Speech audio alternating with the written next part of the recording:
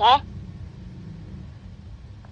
Assalamualaikum warahmatullahi wabarakatuh. Saya perwakilan dari kelompok 1B Kebidanan Bogor akan mempresentasikan analisis kasus kejang pada anak dengan hipertensif ensefalopati. Next. Di sini ada nama-nama anggotanya. Yang pertama ada Alfia, yang kedua ada Aspa, yang ketiga ada Salsabila, yang keempat ada Salvira, yang kelima ada Siti Aulianti. Oke, pertama-tama di sini saya akan menjelaskan ringkasan kasusnya. Seorang pasien anak datang ke rumah sakit dengan keluhan kejang berulang yang disertai penurunan kesadaran. Pada pemeriksaan ditemukan tekanan darah yang meningkat signifikan tanpa adanya tanda infeksi yang jelas. Pemeriksaan penunjang seperti MRI menunjukkan adanya edema pada bagian posterior otak. Kondisi ini mengarah pada posterior reversible ensefalopati syndrome atau PRES yang berkaitan dengan hipertensif ensefalopati sebagai penyebab utama kejang.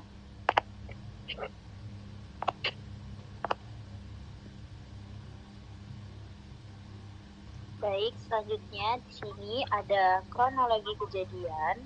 Jadi awalnya pasien mengeluh karena sakit kepala dan gelisah, lalu tekanan darah meningkat secara bertahap dan terjadi kejang pertama. Nah, kejang ini berulang dalam waktu singkat, lalu pasien ini mengalami penurunan kesadaran dan dibawa ke rumah sakit untuk penanganan.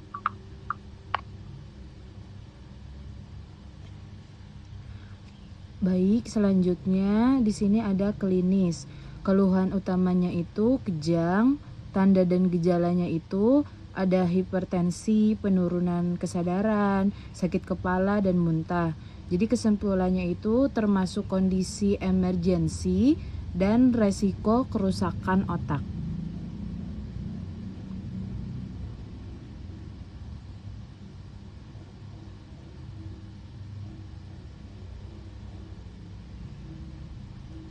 Oke, next. Dilanjutkan oleh rekan saya. Selanjutnya, diagnosa utama.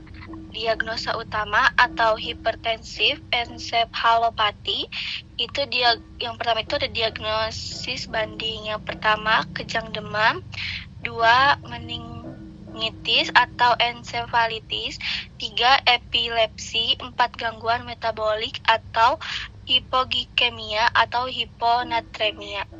Alasan penegakan dan eliminasi. Alasan penegakan diagnosis utamanya itu ditemukan tekanan darah sangat tinggi, adanya kejang berulang dan penurunan kesadaran, tidak ditemukan tanda infeksi. Hasil MRI menunjukkan edema otak posterior atau PRES.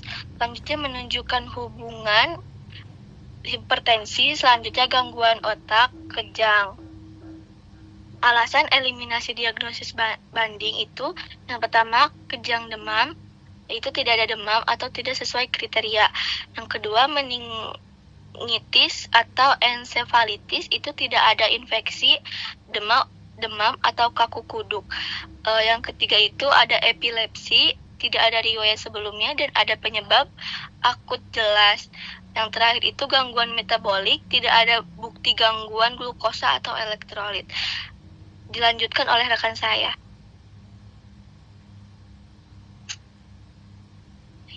Interpretasi data klinis. Pertama, tekanan darah tinggi, hipertensi emergensi. Kedua, VBG, asidosis akibat kejang, MRI, edema lobus posterior. Makna klinis. Yang pertama, hipertensis gangguan otak. Yang kedua, asidosis dampak kejang. MRI menunjukkan PRES. Yang keempat, kondisi serius tapi reversibel. Yang kelima, perlu penanganan cepat.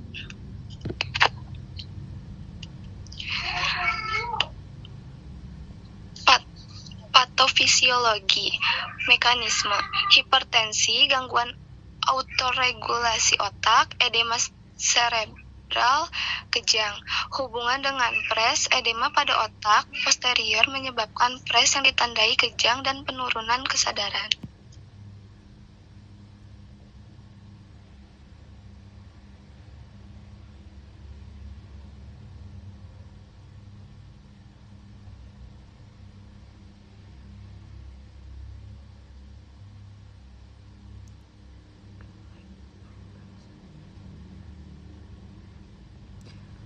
Selanjutnya ada drug-related problems atau DRP. DRP itu dosis obat tidak sesuai pada pasien pediatrik dan resiko interaksi obat atau benzodiazepin sedasi berlebihan. Rekomendasinya itu sesuaikan dosis berdasarkan berat badan anak, monitoring ketat efek samping atau sedosi dan respirasi. Lalu ada evaluasi terapi secara berkala.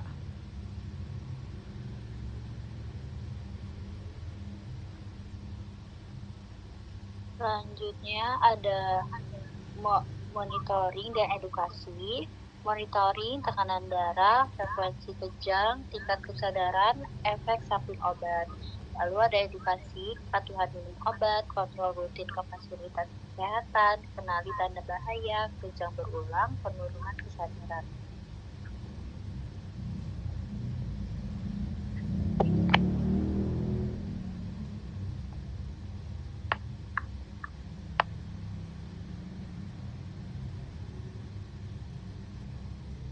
Mungkin sekian presentasi dari kelompok 1B Kebidanan Bogor.